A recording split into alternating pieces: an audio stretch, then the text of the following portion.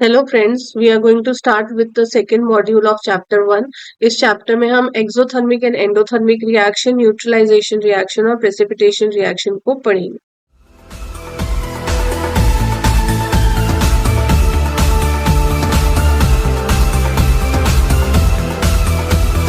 So now we are going to start with the first topic, that is exothermic reaction. So exothermic reaction, as the name suggests, it releases exothermic reaction उस तरह के reaction होते हैं जिसमें heat is released along with the formation of new substances. अब इसमें क्या होता है कि रिएक्शन होने के बाद उसमें हीट रिलीज होती है. जैसे फॉर एग्जांपल जब हम मीथेन CH4 को ऑक्सीजन की प्रेजेंस में बर्न करते हैं तो हमको कार्बन डाइऑक्साइड और वाटर मिलता है गैसियस फॉर्म में, और प्लस हमको यहाँ पे हीट इवॉल्व होती है. और रेस्पिरेशन भी एक एग्जाम्पल है एक्सोथर्मिक रिएक्शन का जिसमें हमें हीट फॉर्म होती है. उसके अलावा डिकम्पोजिशन ऑफ वेजिटेबल मैटर भी एक्सोथर्मिक रिएक्शंस के एग्जाम्पल है. Next comes endothermic reactions.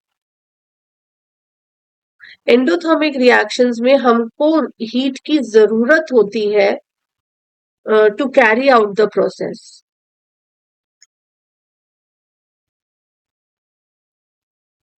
We require energy in the form of heat, light और electricity to break the reactants. यहाँ पर अगर फॉर एग्जाम्पल NaCl है, नमक है, अगर वो ऐसे ही रखा हुआ है तो वो अपने आप ब्रेक नहीं होगा सोडियम और क्लोराइड में. उसके लिए हमको उसका इलेक्ट्रोलिसिस करना पड़ेगा, उसमें इलेक्ट्रिक करंट पास करना पड़ेगा उसके एक्वस सॉल्यूशन में.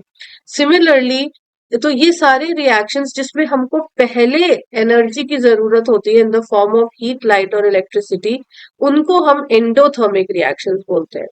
ये बहुत कंफ्यूजिंग हो जाता है कभी कभी, तो इसकी एक छोटी सी ट्रिक है. एक्सो मीन्स एग्जिट. ऑब्वियसली आप लोगों ने देखा होगा जब आप थिएटर्स जाते हैं, म्यूजिक मूवीज जाते हैं, वहां पे लिखा होता है एग्जिट. सो आप एग्जिट मीन्स बाहर निकलना है ना, राइट. सो एग्जिट से आप एक्सो याद कर सकते हैं. एक्सो मीन्स बाहर निकलना, तो हीट रिलीज होती है. और एंडो मीन्स इन, क्योंकि हम पहले उसमें एनर्जी देते हैं. We have to give in the energy, उसके बाद हमारे को रिएक्शन पॉसिबल होगा. क्योंकि छोटी सी ट्रिक है, आप किसी एक को भी याद कर लेंगे तो सेकेंड आपको ऑटोमेटिकली याद हो जाएगा. तो आप एक्सो से एग्जिट याद कर लीजिए. Exothermic means exit means energy बाहर निकलती है, और इसका ऑपोजिट जस्ट एंडोथर्मिक रिएक्शन हो जाता है. सो जितनी भी डिकम्पोजिशन रिएक्शंस होते हैं वो एंडोथर्मिक इन नेचर होते हैं. डिकम्पोजिशन रिएक्शंस क्या होते हैं कि एक रिएक्टेंट दो में डिवाइड हो जाता है, तो वो सारे रिएक्शंस एंडोथर्मिक होते हैं. और कॉम्बिनेशन रिएक्शंस क्या होते हैं कि दो रिएक्टेंट्स जब मिलकर एक बनाते हैं तो वो एक्सोथर्मिक होते हैं. वो कॉम्बिनेशन रिएक्शंस होते हैं, और वो जितनी भी कॉम्बिनेशन रिएक्शंस हैं वो एक्सोथर्मिक इन नेचर होते हैं. जब भी हम एक एसिड को एक बेस के साथ मिक्स करते हैं, एसिड या बेस को पानी के साथ मिक्स करते हैं, तो it generates a lot of heat जिसको कि डाइल्यूशन कहते हैं. और डाइल्यूशन भी एक एक्सोथर्मिक रिएक्शन कहलाता है. सिमिलरली आप अगर इवेपोरेशन की बात करते हैं तो सो इवेपोरेशन इज एंडोथर्मिक. एंडोथर्मिक क्यों है? क्योंकि जब भी इवेपोरेशन होता है तो जो वाटर मॉलिक्यूल्स होते हैं वो हीट एब्जॉर्ब करते हैं फ्रॉम देयर सराउंडिंग्स. और उससे क्या होता है कि जब वो हीट को एब्जॉर्ब करते हैं तो जो वो पार्टिकल्स होते हैं उनकी जो काइनेटिक एनर्जी होती है वो इंक्रीज हो जाती है, और फिर उसके रिजल्ट में वेपर फॉर्मेशन होता है. तो इसके लिए भी हमें पहले उनको हीट देनी पड़ती है, तो इसीलिए इवेपोरेशन एंडोथर्मिक है. सिमिलरली कंडेंसेशन इसका जस्ट ऑपोजिट है, वो एक्सोथर्मिक है, क्योंकि वाटर वेपर वाटर में चेंज होता है और इसमें वो एनर्जी लूज करता है. सिमिलरली हम sublimation, that is changing of solid to gas, fusion and melting, ये सारे एंडोथर्मिक रिएक्शंस हैं. और फ्रीजिंग, डिपोजिशन एंड सॉलिडिफिकेशन, ये सब एक्सोथर्मिक इन नेचर है. ये एक छोटा सा एग्जाम्पल दिया हुआ है यहाँ पर. उन्होंने ये पूछा हुआ है कि जो सोडियम हाइड्रोक्साइड है, सोडियम हाइड्रोक्साइड को आप पानी में मिक्स करें और उसके बाद जब आप उसको देखेंगे तो वो थोड़ा सा हॉट हो जाता है, गर्म हो जाता है. अगर कोई भी रिएक्शन करने के बाद वो गर्म हो रहा है, इसका मतलब कि हीट रिलीज हुई है और वो उसका टेम्परेचर राइज हुआ है. देखिए यहाँ इनिशियल टेम्परेचर जो पानी हमने लिया था उसका था इतना, लेकिन जब हमने उसमें NaOH मिलाया तो इसका टेम्परेचर राइज हो गया, इसका मतलब कि ये एक्सोथर्मिक है। सिमिलरली अमोनियम क्लोराइड और कॉमन सॉल्ट NaCl, जब आप इन दोनों को पानी में मिक्स करेंगे तो इनका टेम्परेचर कम हो जाएगा, ये कोल्ड हो जाएंगे, इसका मतलब कि ये एंडोथर्मिक रिएक्शंस होते हैं।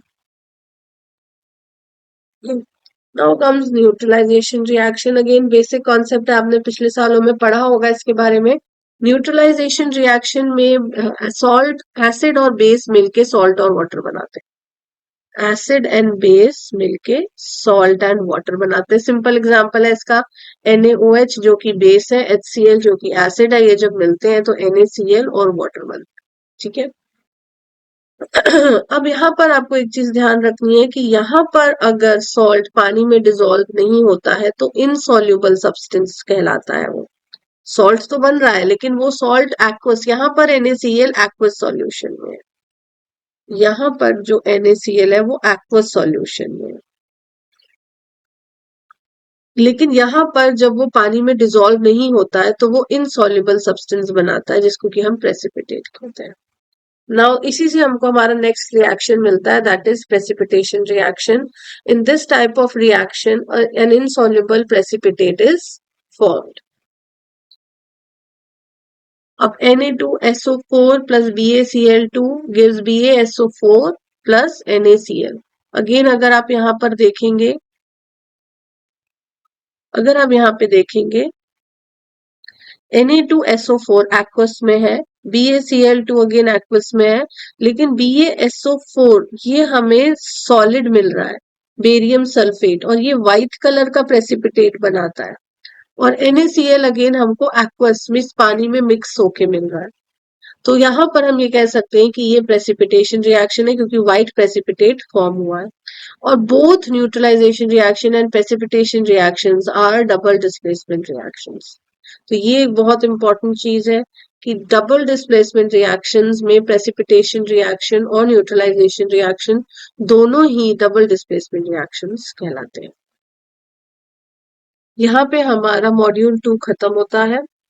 मॉड्यूल 2 से रिलेटेड जो भी क्वेश्चन आंसर्स हैं वो हमने नीचे डिस्क्रिप्शन बॉक्स में दे दिए हैं, आप वहां जाकर उन क्वेश्चंस की प्रैक्टिस कर सकते हैं। नेक्स्ट जो मॉड्यूल है मॉड्यूल 3, वो हम नेक्स्ट वीडियो में अपलोड करें। Thank you.